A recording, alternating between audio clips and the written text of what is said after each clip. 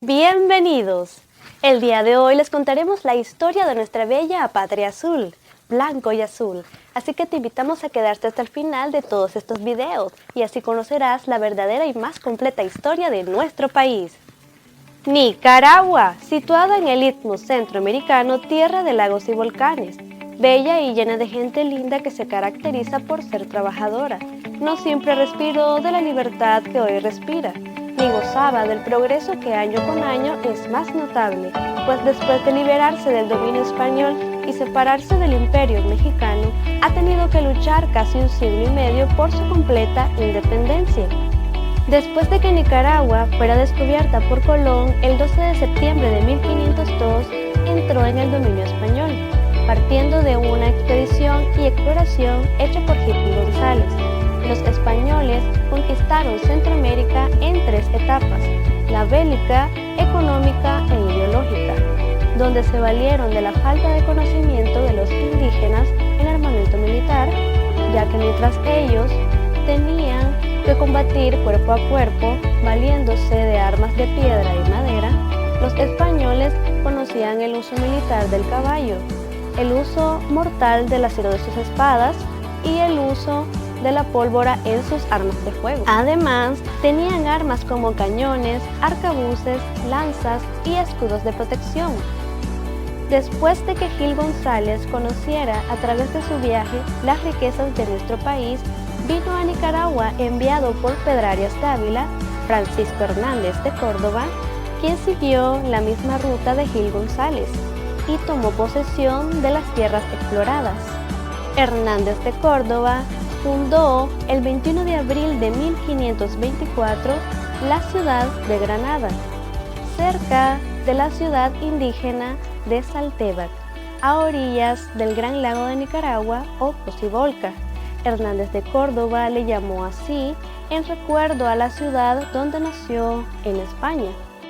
Después, a orillas del lago Solotlán y cerca del volcán Momotombo, fundó el 19 de junio de ese mismo año la ciudad de León, nombre que le puso en honor a la ciudad española de León, la cual designó como capital de la provincia de Nicaragua. Más tarde, fue acusado de querer separarse del mando de Pedrarias Dávila, de quien dependía. Este lo mandó a poner preso y después ordenó su muerte.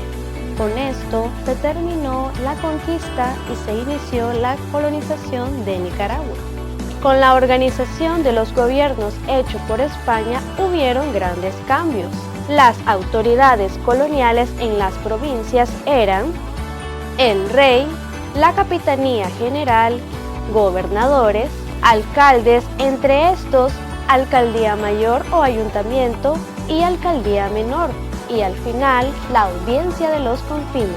España controlaba a sus colonias con todas estas autoridades, pues lo que les interesaba a los españoles era llevarse las riquezas de América para beneficio de España. Después que fueran los indígenas los dueños y gobernantes de la región centroamericana, se convirtieron en esclavos de los españoles, sirviéndoles en las casas de las clases superiores o eran obligados a trabajar en las encomiendas y en las mitas. Las clases sociales en las provincias se definieron después de que los indígenas y los españoles se mezclaron, siendo así la clase social más alta la de los españoles o peninsulares, quienes habían nacido en España. Estos ocupaban sus puestos más altos y más importantes de las colonias. Después estaban los criollos, quienes eran hijos de españoles pero nacidos en América. Ellos desempeñaban cargos menores. Entre estos dos grupos existían rivalidades, debido a que estos últimos no tenían los mismos derechos, razón por la cual se convirtieron en fervientes defensores de la independencia. Además, por el hecho de ser americanos de nacimiento, los criollos tuvieron acceso a la educación, entre los cuales estaba Miguel Larrañaga y José Cecilio del Valle. Luego seguían los mestizos, mulatos y zambos, quienes eran el resultado de la unión de españoles con indios y negros. Ellos se encargaban de todo tipo de trabajo artesanal y doméstico. Después se convirtieron en la población mayoritaria y se unieron a los criollos en las luchas de la independencia. La clase social más baja era la de los indios, quienes, después de ser sometidos, fueron prácticamente exterminados. Las encomiendas en las que ellos fueron obligados a trabajar no eran más que despojarlos de sus tierras, quienes, después de ser sometidos, fueron prácticamente exterminados. Era un privilegio de parte del rey de España hacia los gobernadores y a conquistadores destacados o a sus descendientes, pues consistía en cederle a ellos un territorio extenso con sus respectivos indígenas. Los gobernadores incumplieron sus condiciones y violentaron a los indígenas, convirtiéndolos completamente en esclavos. Por otro lado, la mita significaba la muerte para los indios, pues consistía en rifar anualmente a una parte de indios jóvenes para trabajar en minas durante un año, pero morían antes de este tiempo debido al rigor del trabajo impuesto. Las minas eran sinónimo de cementerios para ellos. Sin embargo, estos seguían sucediendo debido al interés de los españoles al buscar metal precioso. Así también como los españoles descubrieron, conquistaron y colonizaron Centroamérica, Inglaterra inicia a finales del siglo XVI el descubrimiento y colonización de los territorios situados al este de la costa de Norteamérica. La presencia inglesa llegó a América Central a mediados del siglo XVII, ubicándose en Belice, quien en ese entonces era parte de la provincia de Guatemala, hasta 1862, cuando decidió separarse de Guatemala y se declaró oficialmente colonia inglesa, y adoptó el nombre de Honduras Británica. Los españoles no alcanzaron a dominar la costa atlántica de nuestro país, la cual estaba dominada por tribus muy dominantes, entre las que sobresalían los misquitos. En su política de penetración, los ingleses aprovecharon a los mulatos o zambos que poblaban esta región hasta proclamar rey de los misquitos a uno de ellos. Esto en 1845. La primera revolución que definió la independencia de Centroamérica surgió al iniciarse el siglo XIX, después de 288 años de conquista. Esto sucedió en Nicaragua y América Central en 1801. Los nativos seguían siendo expulsados y explotados de todas formas en sus mismas tierras. Los mestizos, la nueva raza, se limitaba a realizar trabajos artesanales.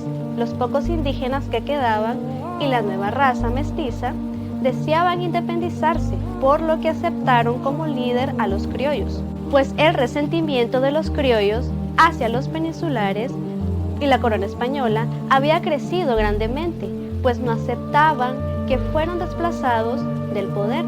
En el año de 1808, las tropas francesas comandadas por Napoleón Bonaparte invadieron en España. El monarca Carlos IV se vio obligado a renunciar en favor de su hijo Fernando VII, y este a su vez declinó al trono de España y se lo concedió a Napoleón. El hermano de este, José Bonaparte, fue instalado como rey de España. Bajo este contexto, surgen movimientos independentistas en las colonias españolas de América. Los sucesivos líderes de estos movimientos fueron puestos en prisión o ejecutados por fuerzas leales a España. Entre los años de 1811 y 1814 hubo en Centroamérica una serie de movimientos antifiscales y antiespañoles que pusieron en entredicho la autoridad de España. Los principales movimientos tuvieron lugar en San Salvador, Nicaragua y Guatemala. Para nuestro caso, los levantamientos se dieron en León, Masaya, Rivas y Granada. La creación de algunos periódicos favoreció en gran manera la independencia, que fue divulgada en algunas ideas independentistas. Estos aparecieron por primera vez en Guatemala en 1820, como los nombres del Amigo de la Paz, que dirigía José Cecilio del Valle, y el otro se llamaba el Editor Constitucional. Después de la noticia de que México había proclamado la independencia, se despertó más interés por independizarse de España. Ante la presión del pueblo, el general Gabino Gianza accedió a tener una reunión con las autoridades civiles y decidir allí el destino de las provincias centroamericanas. Los acontecimientos referidos culminaron con la proclamación de la independencia de Centroamérica, el 15 de septiembre de 1821, elaborada y firmada por los próceres patrios, entre ellos Miguel Larrainaga y José Cecilio del Valle, entre otros. El 5 de enero de 1822 se decretó la anexión de las provincias centroamericanas a México, a pesar de que la recién creada Junta Consultora, donde Nicaragua era representada por el licenciado don Miguel Larrainaga, habían pedido escuchar la voz del pueblo, a lo que no dieron tiempo. Fue hasta el 1 de julio de 1823 en Guatemala que se decretó la independencia total de España, México y de otra nación europea o americana. Allí también Centroamérica formó una república federal con el nombre de Provincias Unidas de Centroamérica, pero la diferencia entre liberales y conservadores provocó una guerra civil que duró hasta la disolución del Pacto Federal en 1838.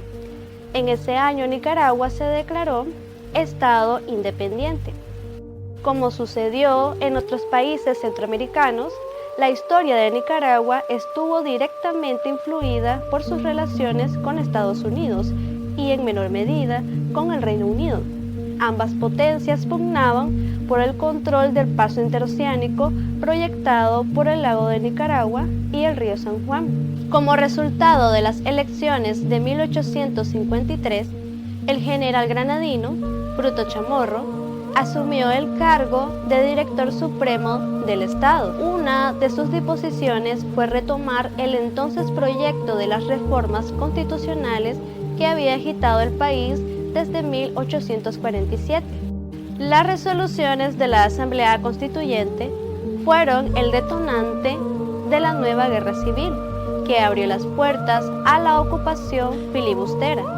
Entre los liberales y los conservadores se inició un conflicto armado que duró 2 años, pero al ver los liberales que no podían derrocar a los conservadores, aun siendo estas la fuerza mayoritaria, buscaron al norteamericano Byron Cole, quien a su vez contrató a William Walker con sus mercenarios, el cual tenía experiencia en la guerra contra México, en la cual esta última nación perdió parte de su territorio, el cual pasó a ser parte de la Unión, con el nombre Estados de Utah, Nuevo México, Arizona y Texas.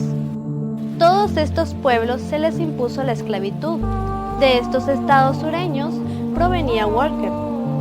Al notar la división política nicaragüense, Walker observó que sería fácil cumplir su misión, la cual era anexar a Nicaragua a los estados sureños de la Unión. Con algunos aliados locales, decidió prescindir de los políticos nicaragüenses y así, en unas elecciones fraudulentas y anticonstitucionales, se proclamó presidente en 1856. Cabe destacar que en dichas elecciones solo fueron tomados en cuenta los departamentos de Rivas y Granada. En su periodo de gobierno, Walker estableció el idioma inglés como lengua oficial en todo el territorio nacional. Además, sometió a Nicaragua a la esclavitud, la cual había sido abolida en 1823.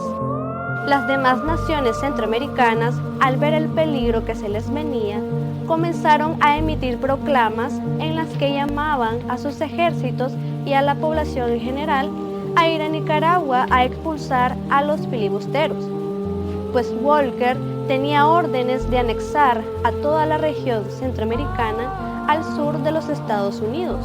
Los liberales reconocieron el grave error cometido.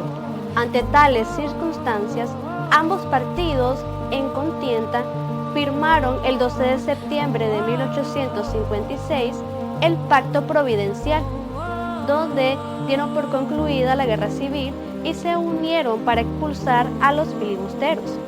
La guerra nacional contra el filibusterismo como proceso histórico tuvo lugar materialmente solo en Nicaragua, pero su dimensión trasciende las fronteras.